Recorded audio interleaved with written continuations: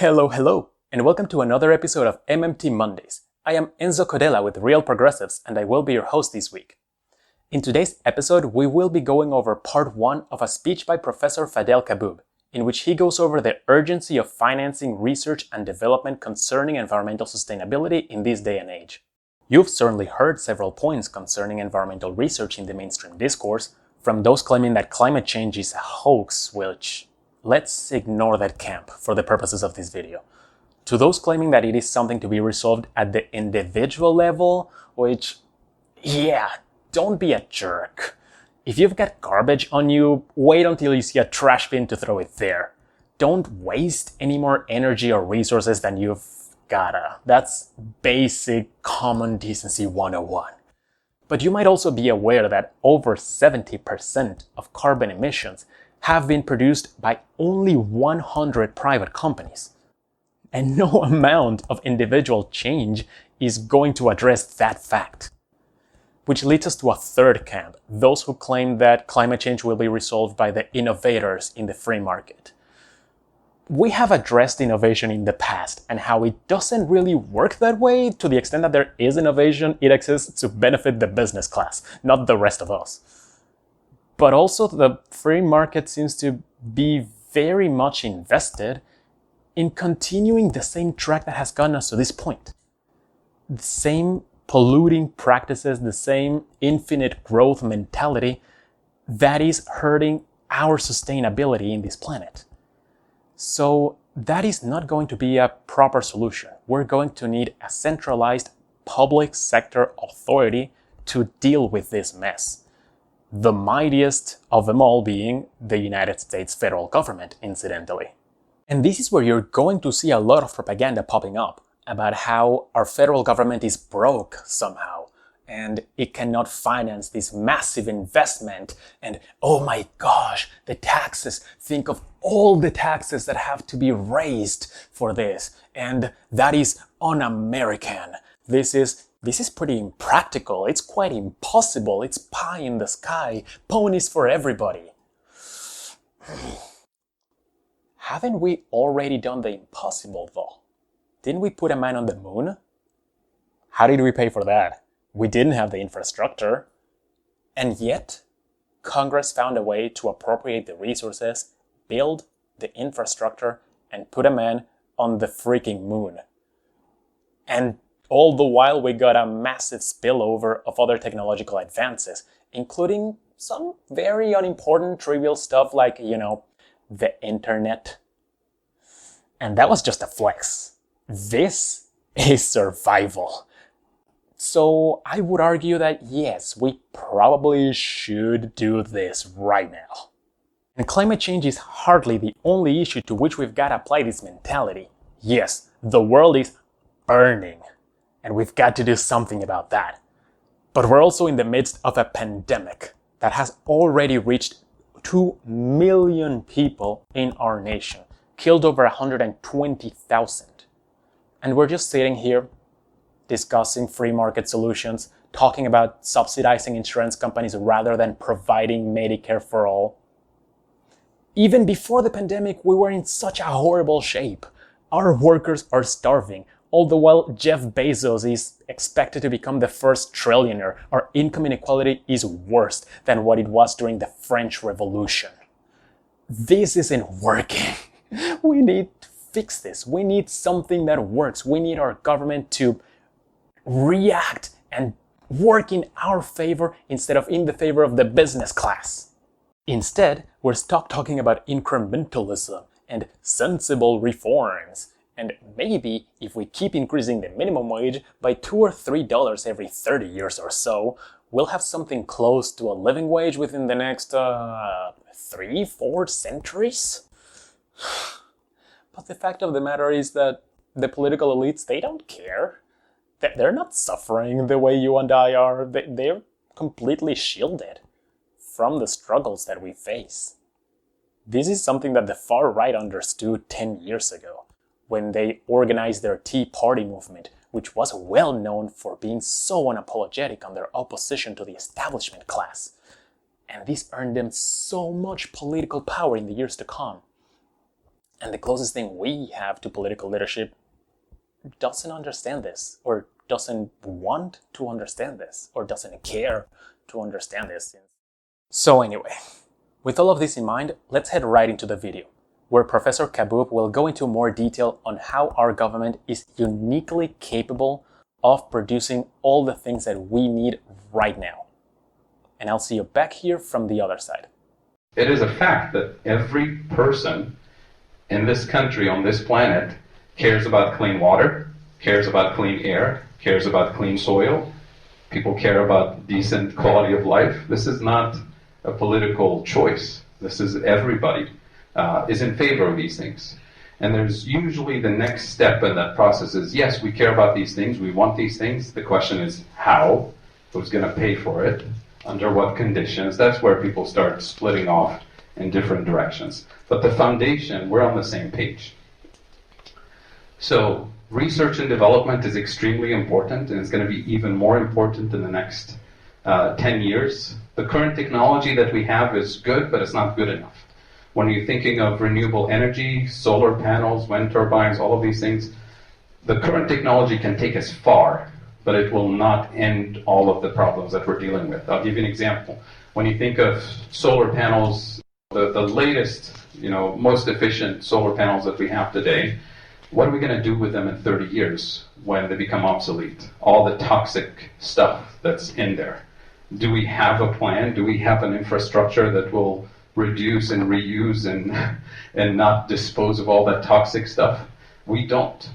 So the current technology can take us far in terms of reducing the carbon footprint, in terms of producing more renewable energy, but it's not going to solve all of our problems, which means today we need to be investing massive amounts of resources and brain power into research and development, material science research and development, so that we can ultimately tackle this challenge completely. And I think we can do it if we dedicate the resources to it. Ending planned obsolescence. All of these devices you have in your pockets, they're designed to expire essentially after 3 years or 4 years. I mean, even the new apps don't even work on your old devices. We need to rethink the way we engineer things for mass consumption. So that we don't waste more resources by design. This is a system by design. We need to transition into what we call a circular economy, where everything that we produce essentially comes in a little box that has, right now it comes with a little document that says user manual, this is how you use this thing. It needs to come with another document that says this is my living will. This is how you're going to use me for the next several years. And then when I die, this is how I'm going to re-enter the circular economy. And it's not just a piece of paper with the responsibility of an individual to take care of that piece of paper and actually do it, but we have to build the entire infrastructure for that circular economy so that it's not just your responsibility to drop it in a box somewhere, a recycling box, and then you don't know what happens to it.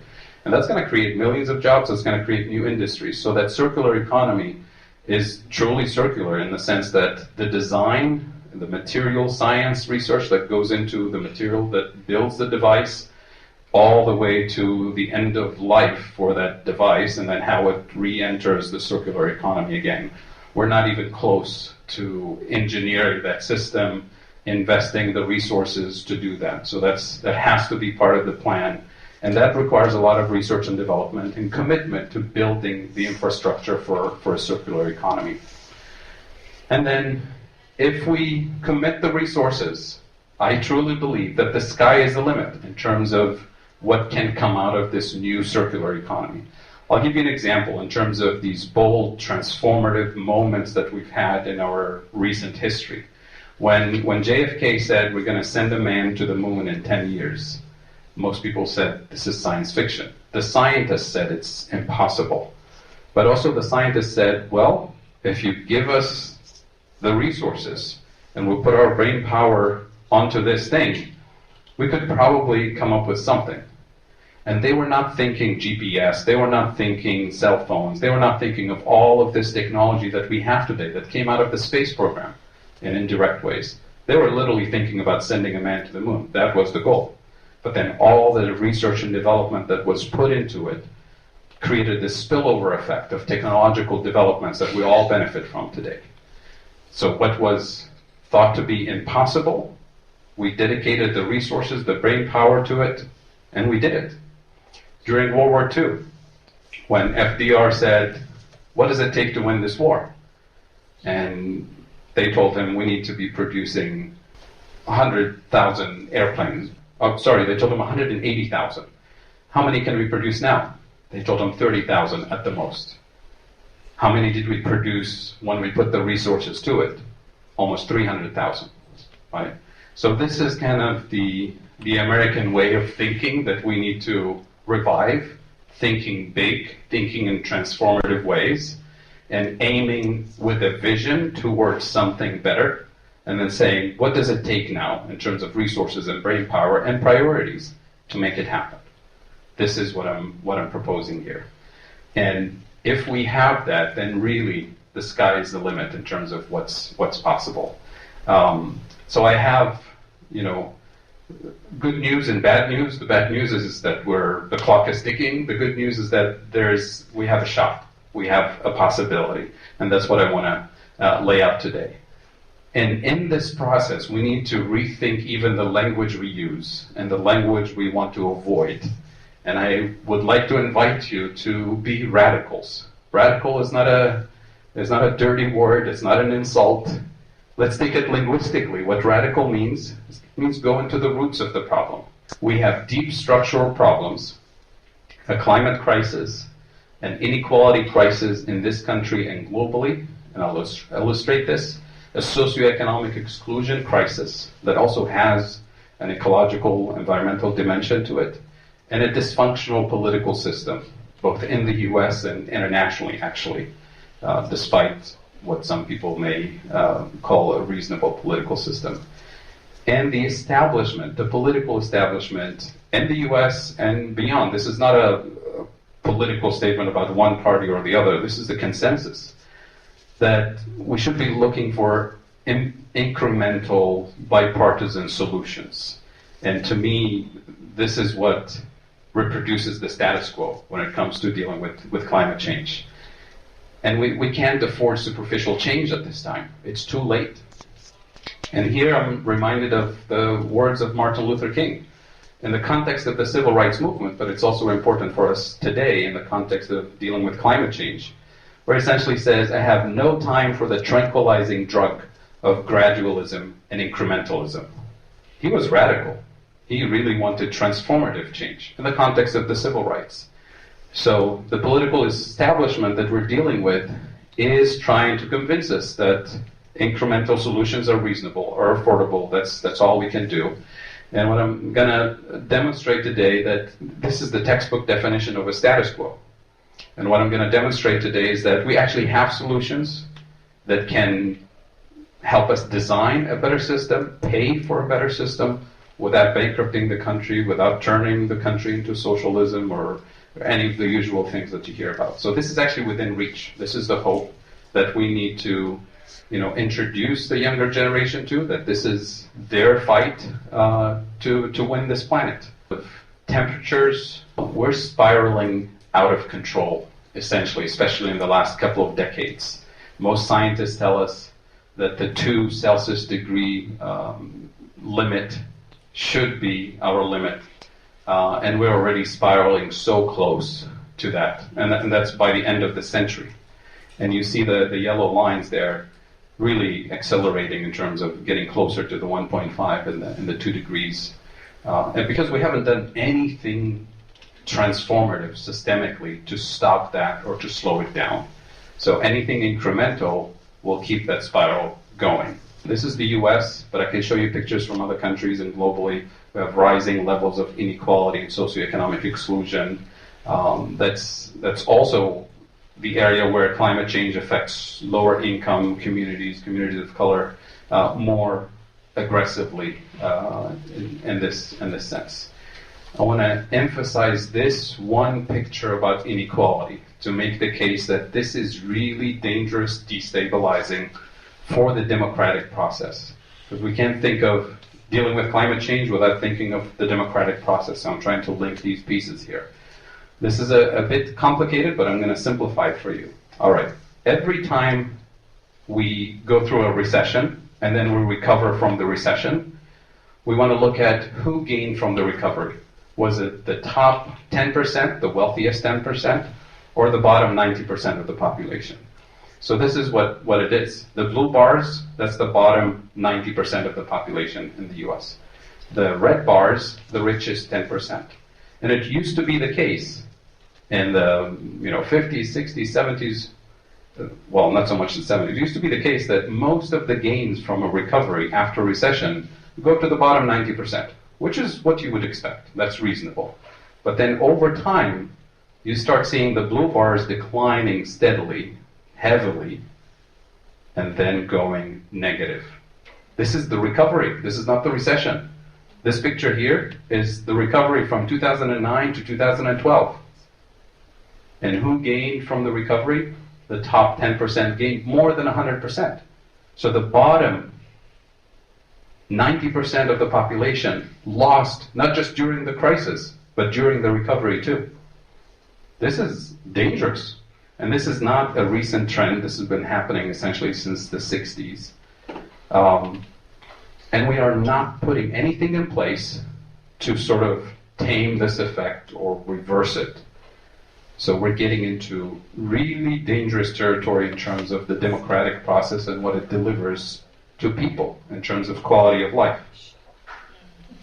This picture here is a job quality index. This is actually new. This was published in November with the team of economists that I'm involved with, and we'll publish this every month from now on.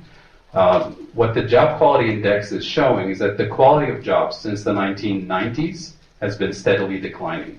So what is the job quality index telling us? It's telling us, yes, we're creating a lot of jobs, especially right now. A lot of people say very low unemployment rate, the lowest since the 60s. But then when you talk to people one-on-one about are they getting ahead, they say, not really. It feels weird. The numbers are great, but I'm not really experiencing that. Maybe it's just me. Maybe somebody else is doing okay. Everybody else is doing okay. Well, it turns out that's not the case. Most of the jobs that we create tend to be focused on lower paying jobs that pay $9 to $10 an hour on average, and they tend to be concentrated in the lowest paying industries that offer on average 26 hours a week. This is the majority of jobs, not just a few. So we have something's fundamentally off with the way we're running the economy. And that's obviously feeding into that inequality picture where a lot of people working multiple jobs, but the pay is not there. The level of income required to sustain a decent living is not there. And that is dangerous economically, unsustainable economically, but also unsustainable in a democratic society. So we have all these features that are really working against the democratic system that we want to protect and enhance.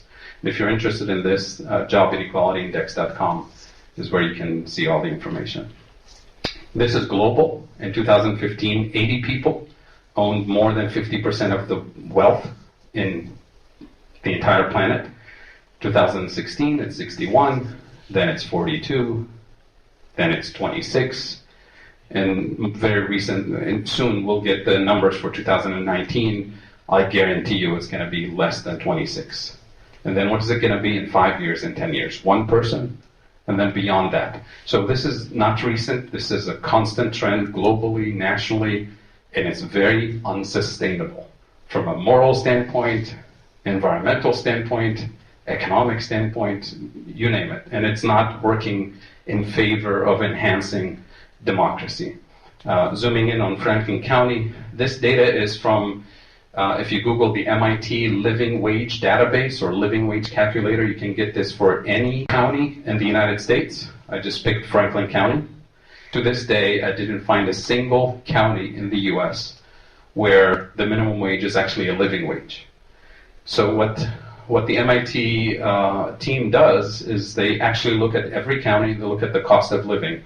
What does it take to, for a family of two, family of three, to rent a house or an apartment, to buy food, transportation, health, all of these things. They actually look at the local cost in your county, and they construct a way to identify what should be a living wage. And they give us this for families of different sizes, with one parent working, two parents working, and so on. So this is where you will find it. So I encourage you to look up your own county, and if you find that your living wage is meeting the minimum wage in your county, let me know, because I haven't found a single one yet. And this is for larger families and so on. And then they break it down by cost of living. This is also for Franklin County. And it's no surprise, it's the things that people usually talk about, feel in their pocketbook every month. It's healthcare, it's childcare, it's transportation, it's cost of heating and energy and so on. So these are things that people feel and experience, but then the unemployment jobs numbers feel like, oh, the economy is doing great, so there must be something wrong with me, maybe, in particular, but the system as a whole is fine. And what I'm trying to argue here is that we have a systemic problem. It's not an individual problem. And this is for larger families too. So we have the three pieces of the puzzle on the table. People want to work. The planet is on fire, and that would involve a lot of work. And we have the technology to at least put a significant dent in this thing. We're not saying we can end it with existing technology. But we're told we can't do it for some reason, because the big question is, how are we going to pay for it? And it's because of the usual answers that we're accustomed to.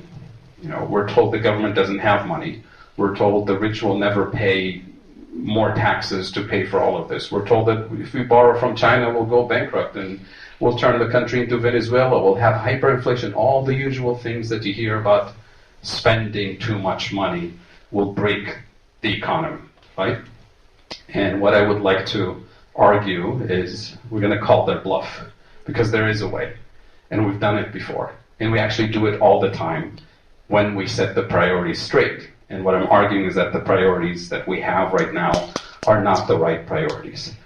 Let me take you back to World War II. How did we pay for World War II? World War II came after the Great Depression, the most miserable time in US history. There was no money to be taxed. There was no money to be borrowed. That was the Great Depression. And then we transitioned immediately into the most expensive government spending program in the history of the US, funding World War II. Where did the money come from? There was no money to be taxed. There was no money to be borrowed during the Great Depression and right at the beginning of the war. Where did the money come from? The money came from the federal government, the same way the federal government spends on anything. So, did anybody during that decision to go into World War II say, we don't have the money, there's no tax revenues to pay for this thing, why don't we think about this massive global crisis, existential crisis, in a gradual, incremental way? How about we send 5,000 troops and see if we can scare them away? We'll send them 10,000 troops every week, see if we can scare them. Of course, that would be ridiculous. How do you win a massive war in a gradual, incremental way? That was not even on the table. The obvious solution was a massive intervention immediately. Where did the money come from? Well, the way the federal government spends is very different than the way the state of Ohio or the city of Columbus spends, or you and I spend at home. So whatever I'm going to describe next, please don't do this at home. This is only for the federal government, the sovereign issuer of the currency. So you have 535 lawmakers in Washington, D.C. They sit around, they make a decision, they vote, and the spending is automatically created via that vote. So the decision was, we're going to win this war, we're going to enter this war, and we're going to spend whatever it takes to win this thing. So the spending happened via what we call government spending money into existence. Some people like to call it printing money, but it's not always necessarily printing money. Definitely not today. We don't print money in the same way usually people think. So we're spending tons of money, hiring thousands and thousands of people all over the country to build for the war effort. And we're paying them decent wages. And it's a free country. They can do whatever they want with their income. So the spending already happened. The concern that the government had at the time, and the concern that we should always have, is what do people do with that spending, with that money? They're going to buy cars, they're going to buy houses, they're going to buy clothing, entertainment, whatever it is. It's a free country. It's their money. So what did we do during World War II? They started hiring workers, giving them decent income. But because of the massive scale of the war effort, we decided we're going to shut down the production of new cars in Detroit. We're going to shut down the production of new homes in the United States because we don't have the physical manpower and physical resources to do both the war effort and produce new cars. So had those individuals gone out on a shopping spree to buy new homes and new cars, what would have happened to home prices and car prices and everything else? Go through the roof. It would have caused inflation. So what did we do to convince all of the good patriots during World War II not to buy a car and not to buy a house? We convinced them, and we leveraged kind of the patriotic mood of the nation, we convinced them to buy government bonds. We call them freedom bonds and war bonds. So what is a government bond? It's a piece of paper that the federal government sells to the public. So I give you a piece of paper, you give me $10,000, and I say, I promise to pay you back in 10 years plus interest. So now you've given away the you've given up your $10,000 worth of savings. The government now has it. So now you're not buying the new car. You're not buying the new house. You've abstained from consumption. You've postponed your consumption until after the war. And what happened after the war? We had plenty of people to produce cars, plenty of people to produce homes. So when those bonds came due and people got their money back plus interest, they went back on a shopping spree building new homes and buying new cars, which was the post-war boom. But the initial purpose of funding the war wasn't by taxing people or borrowing from people. The war was already funded via government spending. Those government bonds, war bonds, were sold during the war, not before the war. So they didn't fund the war. The purpose of selling government bonds, one of the purposes, was to tame the risk of inflation and to keep us focused on the main challenge, which is winning the war and producing the physical resources to do it. Today, with the climate change crisis, we can do exactly the same. The federal government can set the priorities straight, spend on whatever we need to spend on, and then deal with the inflationary risk in the same way we've dealt with it in the past. And we have even more tools today to deal with the risk of inflation, which I'll explain. So when they say we can't pay for it, we can't afford it, call their bluff, because we know how to pay for it without causing inflation, without bankrupting the country, and without borrowing from China or from any other country, right? So a little bit zooming in on this concept, because this is going to be important. And if people ask you, what is this thing called? It's called modern monetary theory. This is kind of the analytical framework that's behind the concept of the sovereignty of the federal government. It allows it to spend on all kinds of priorities without bankrupting the country, without causing inflation. And it focuses on the monetary sovereignty of the federal government. The state of Ohio doesn't have monetary sovereignty. We can't issue our own currency. So there's those of us here in this room, all over the country, are users of the currency, and the federal government is the issuer of the currency. So in order for us to be able to have dollars to spend and lend and borrow to each other, those dollars must come from an original source. The only legal source for money creation is the federal government. So by definition, the government has to spend it into existence first so that the rest of us can use it.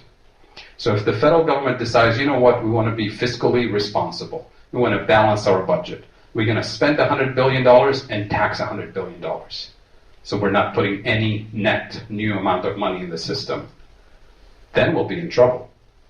So by design, in order for us to keep accumulating more savings and wealth over time, the federal government has to inject more than what it takes out, which means it has to run a deficit. And a deficit for the federal government is the exact equivalent to the penny of a surplus for the non-government sector, the rest of us. There's a question of distribution of who gets that surplus. That's a separate issue. But deficits for the federal government are the exact equivalent to surpluses for the rest of us. And that's an important thing to keep in mind. The state of Ohio can't do that because it's not an issue of the currency. You and I have to work hard, earn an income first, then spend it.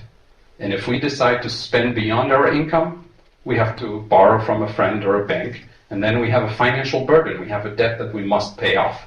The only way to pay off your debt as an individual or as a city or as a state is to work harder, spend less, earn more, or both, to pay off your bills. The federal government doesn't operate in that space at all. It's the sovereign issue of the currency. Its responsibility, actually, is to spend more than what it takes out of the system so that the rest of us can accumulate wealth. The question is what to spend on and what are the priorities. These are at the center of the debate. It's not about how much tax revenues can the federal government generate in order to pay for clean technology and clean energy and better schools and better transportation. That's not the right question. The right question is what are the priorities? Let's have the government spend on those priorities and then figure out the risk of inflation and beyond. Hey again, if you like that clip, remember to subscribe to our channel so that you keep getting our content periodically. And if you got any thoughts, comments, questions, impressions, you can drop them down there in the comment section. Personally, the thing that stands out to me the most is that we need our federal government to get it together and defend us from this climate catastrophe. Neoliberalism is not going to save us. The free market is not going to save us. Reformism, incrementalism, bipartisanship, and the politics of moderation aren't going to save us. It has been 2 years already since the IPCC released their report, where they foresaw that we have until 2030 to fix this mess. What have we done as a nation in these 2 years? We have 10 years left. What are we going to do in these 10 years? I'm just dropping this out there for you to think about it. The thing is that we're not going to get the change that we need so long as our government is beholden to the business class. That's why they refuse to protect us from the pandemic. That's why they're so willing to bomb the crap out of countries that are rich in mineral resources. That's why they will attack protesters who threaten the normalcy of this nation. Do you remember Standing Rock and the Dakota Access Pipeline? So long as our government is beholden to these capital interests, it won't change. It won't regulate the companies like Amazon that already have a death toll from the practices in their warehouses. This is something that has got to change if we have any hope whatsoever of getting in a better position as a nation. And so I want to finish today's episode asking you this. For how much longer are we going to put up with business as usual? And with that, I say my goodbyes. I hope you liked today's episode, and if so, don't forget to click like. And I hope I'll see you back here next time. Please stay safe. With all the stuff that's going out there, please stay safe. Have a good one.